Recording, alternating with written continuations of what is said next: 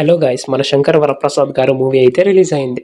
ఈసారి కూడా అనిల్ రావిపూడి గారు తప్పించుకున్నారు. టు బి ఫ్రాంక్, నాకు చెప్పాలంటే ట్రైలర్, టీజర్, సాంగ్స్ అంతగా నచ్చలేదు. నాకు ఎక్కడో డౌట్ ఉండే ఈసారి అనిల్ రావిపూడి గారు అయితే దొరికేస్తారని. మూవీ గురించి చెప్పాలంటే చిరంజీవి గారి one man show movie. Story ఏముండదు, రొటీన్ స్టోరీ. నార్మల్ పాత మూవీస్ లాగే భార్యాభర్తలు విడిపోవడం, మళ్ళీ కలవడం అలాంటి మూవీ. కానీ ఈ మూవీలో చిరంజీవిని అయితే బాగా చూపించారు అనిల్ రావిపూడి గారు. ఆ పాయింట్ వర్క్ అయింది మూవీలో, అందుకే అందరికీ నచ్చింది మూవీ ఇది. ఎస్పెషల్లీ ఈ మూవీ అయితే ఫ్యామిలీ ఆడియన్స్కి అయితే తెగ నచ్చేస్తుంది. Good first half, second half అంతగా ఏం బాగాలేదు కానీ పర్లేదు.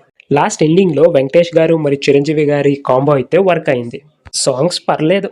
చిరంజీవి గారు ఖైదీ నెంబర్ 150 మూవీ నుంచి చూసుకుంటే అంత కామెడీ ఏ మూవీలో కూడా ఉండదు. కానీ ఈ మూవీ ఏంటంటే ఫుల్ ఫ్లెడ్జ్డ్ కామెడీ ఎంటర్టైనర్ లాగా తీశారు. చిరంజీవి గారిని అయితే ఇలా ఎవరు చూపించలేదు, అందుకే ఫ్యామిలీస్కి అంతా బాగా నచ్చింది మూవీ. సంక్రాంతికి మళ్ళీ ఇంకో హిట్ కొట్టారు అనిల్ రావిపూడి గారు అయితే.